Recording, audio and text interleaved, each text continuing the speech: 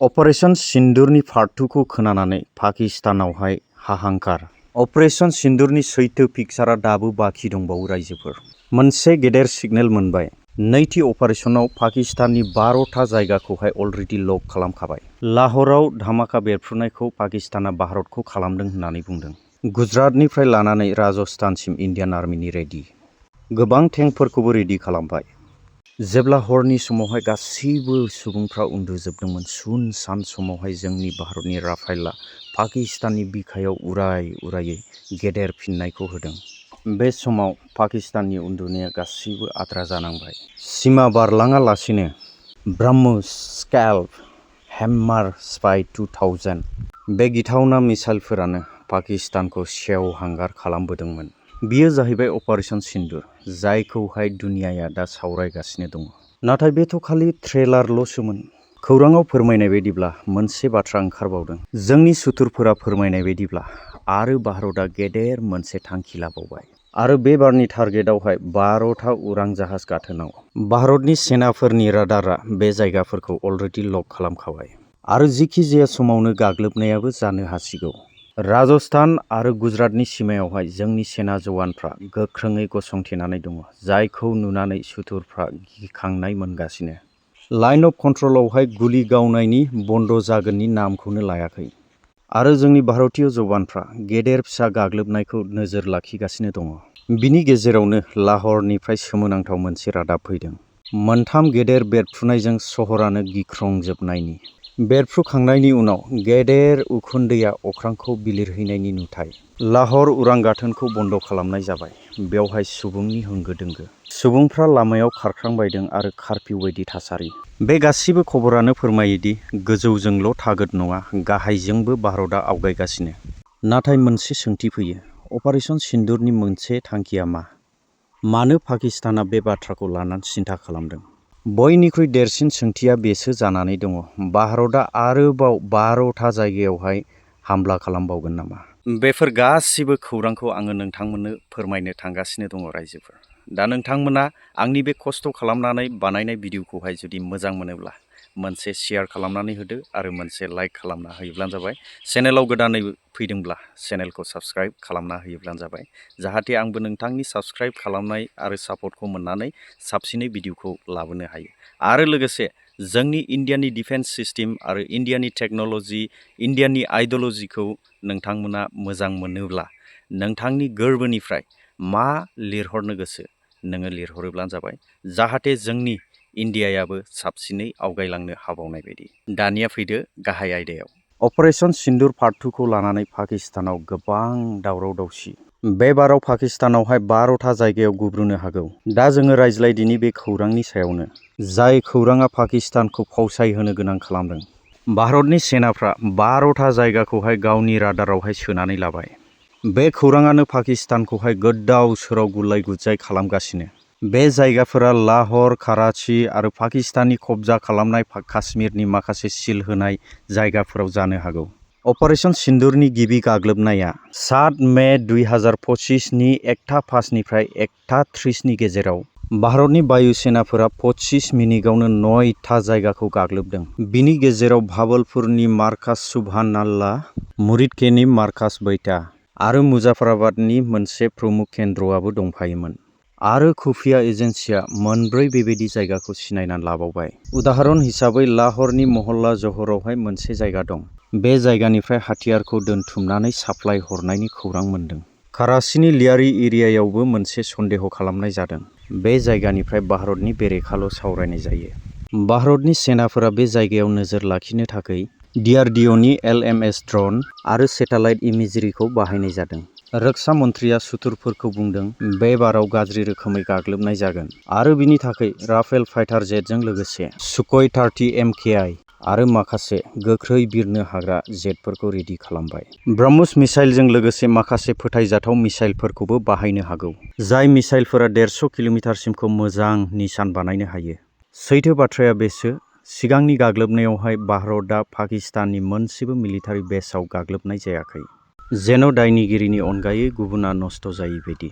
जुदि पाकिस्ताना फिननायनि बाथ्रा बुङोब्ला आरोबाव देरसिन भारतआ थांखि लाबावगोन। राष्ट्रीय सुरक्षानि दैदेनगिरि अजित देवलआ 7 मे खालि दुनियानि माखासे नेताफोरखौहाय फन खालामनानै क्लियार बुंहरबाय भारतनि गाग्लोबनाया खालि जोंनि रैखाथिनि थाखायल'। आरो जुदि 12था जायगायाव जोंनि भारतआ गाग्लोबोब्ला बियो पाकिस्ताननि थाखाय बिराद गिदिर झटका जागोन।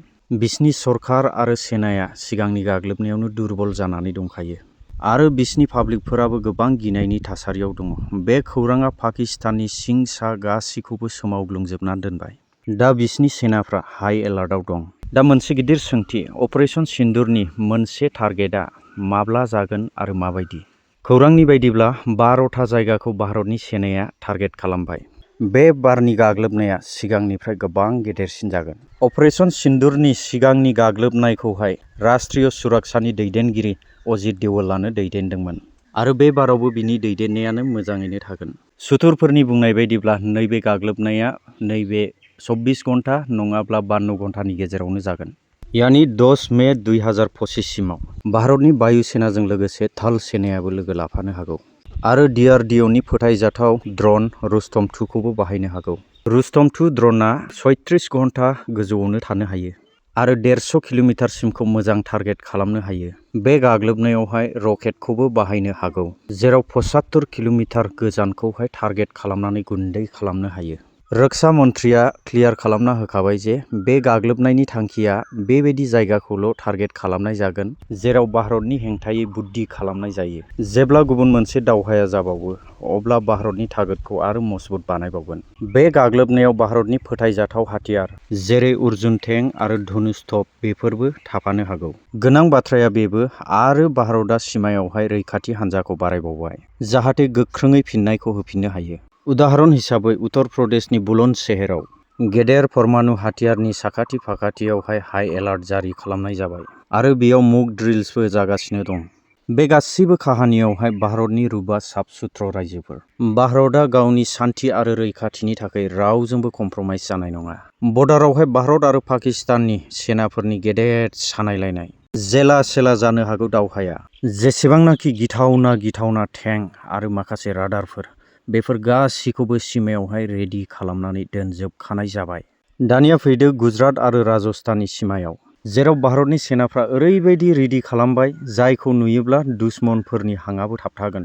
राजस्थाननि जैसलमेर, बाड़मेर आरो बीकानेर बेफोरबायदि सिमायावहाय सेनाफ्रा T9 TBSM टेंकफोरखौ आरो लोगोसे गोबां गारिफोर आरो 155 ह'वित्जारखौ रेडि खालामबाय। बेबायदिनो गुजरातनि सिमायाव थानाय सेनाफोरनि थाखाय मोजां हाथियारफोरखौबो दैथायहरनाय जाबाय। खौराङाव फोरमायनाय बायदिब्ला गुजरातनि जेसेबांनाखि पुलिसफोर दङ बिसिनि सुतिखौहाय बन्द' खालामनाय जाबाय आरो थानाफोरखौहाय 24 घन्टा एलार्ट थानो थाखाय निर्देश होनाय जाबाय।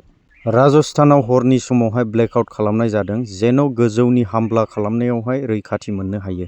उदाहरन हिसाबै 7 मे खालि MI र'डआवहाय मक ड्रिल जादों, जेराव फाइटार जेटनि हामलानिफ्राय माब्रै बासायनो हागोन।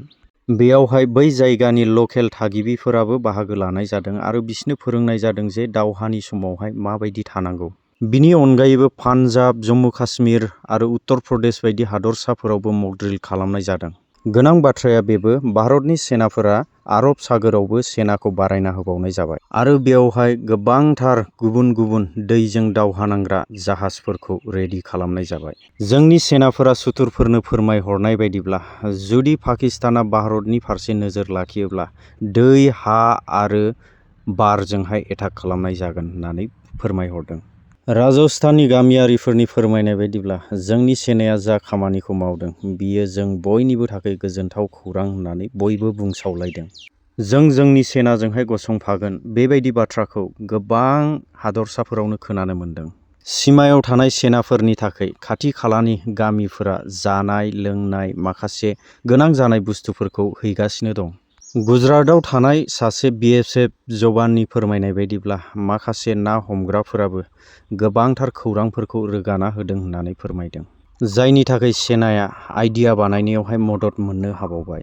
भारतनि रौनिया हान्जाफोरा गावसिनि आइडियाजोंल' नङा गासैबो पाब्लिकफोरजोंबो मिलायनानै खामानिखौ मावगासिनो। बे रेडि खालामनायजोंनो पाकिस्ताननोहाय मेसेज हरबाय जे जेखि जाया हालोदावनो भारतआ जुजिनो थाखाय रेडि। दा रायजोफोर, नोंथांमोना बे गासैबो खौरांफोरखौ खोनाबोनानै नोंनि गोसोआवहाय माबायदि मोनखो कमेन्ट बक्सआवहाय फोरमायहरोब्लानो जाबाय आरो लोगोसे बे भिडिअखौ शेयार खालामना होदो जाहाथे नोंथांनि लोगोआबो जेन' नैबे भारतनि हायाव थानानैहाय भारतनि थाखाय सिन्था धारा खालामनाय आरो जोंनि सेनाखौहाय खौरां लानायनि जेन' बेबो खाबुखौ लायो। आङो बेसेखिनि भिडिअखौनो लानानै फैबाय। Thank you. जय हिन्द।